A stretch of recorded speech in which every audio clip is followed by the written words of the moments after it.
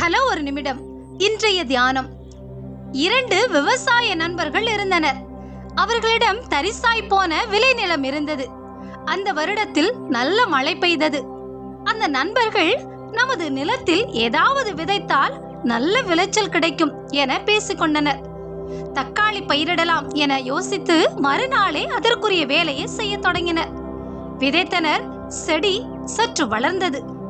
முதல் விவசாயி தன் தோட்டத்தை சுற்றிலும் வேலியடைத்தான். அவ்வப்போது வந்து செடியில் நடுவில் வளரும் களைகளை பறித்து போட்டான். ஒவ்வொரு நாளும் கவனமாய் நீர் பாய்ச்சினான். இரண்டாம் விவசாயி, இவனுக்கு வேலை இல்லை, இதற்கெல்லாம் வேலி போட்டு களைப்பிடுங்க வேண்டுமா, தண்ணீர் பாய்ச்சினால் மட்டும் போதாதா என்று கிண்டலாக அவ்வப்போது முதல் விவசாயியிடம் கூறுவான். கனிதரும் காலம் வந்தது. 2 தோட்டத்திலும் காய்த்து குலுங்கியது.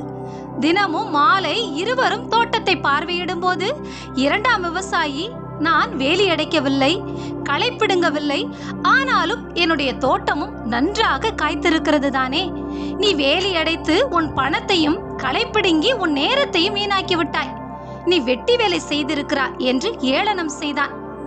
தக்காளிகள் எல்லாம் நன்றாக முற்றிவிட்டது. நாளை பறித்தால் சரியாக இருக்கும், ஆகவே நாளை காலையிலே இவற்றை பறித்து சந்தையில் போய் போடுவோம் என்று ஒருவரோடு ஒருவர் பேசிக்கொண்டார்கள். சாக்குகளோடு மறுநாள் அதிகாலமே தோட்டத்திற்கு வந்தனர்.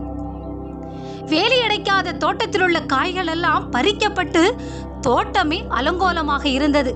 காரணம், யாரோ நெடுநாளா இந்த தோட்டத்தை கவனித்து வந்துள்ளனர். பறிக்க சரியான நேரம் பார்த்திருந்தனர்.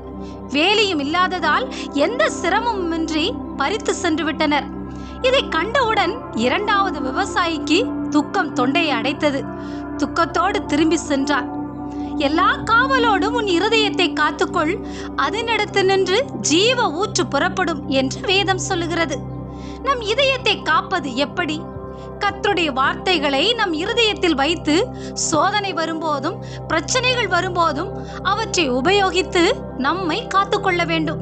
இயேசு கிறிஸ்து 40 நாள் இரவும் பகலும் உபவாசம் இருந்து முடித்த போது அவருக்கு பசியுண்டான நேரத்தில் பிசாசானவன் வந்து அவரை சோதித்தான். கல்லுகளை அப்பங்களாக்கும்படி சொல்லும் என்று அவரிடம் ஆசை காட்டினான். அவரால் அப்படி முடியும் என்றாலும் அப்படி செய்யவில்லை. கர்த்தருடைய வார்த்தைகளினால் அவனை வென்றார்.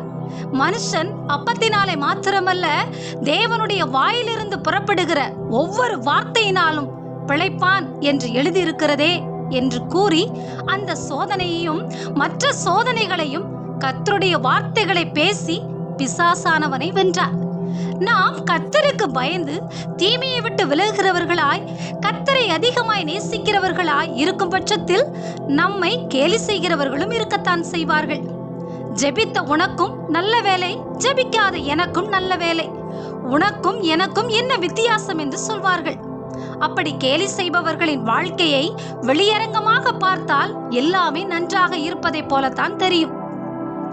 ஆனால் பலன் கொடுக்கும் காலம் ஒன்று உண்டு. அன்று நாம் கம்பீரமாய் அறுவடை செய்யலாம். சோர்ந்து போகாதிருங்கள். நல்ல அறுவடையை பெற்றுக்கொண்ட விவசாயி தோட்டத்தை சுற்றி வேலியடைத்ததைப் போல நாமும் நம்முடைய இருதயத்தை கர்த்தருடைய வசனம் என்னும் வேலையினால் காத்துக்கொள்ளுவோம். அதனிடத்து நின்று ஜீவ ஊற்று புறப்படும். அநேகர் நம்மை பார்த்து ஆச்சரியப்படும்படியாக நம்மை தேவன் உயர்த்துவார். கர்த்தர் தாமே உங்களை ஆசீர்வதிப்பாராக.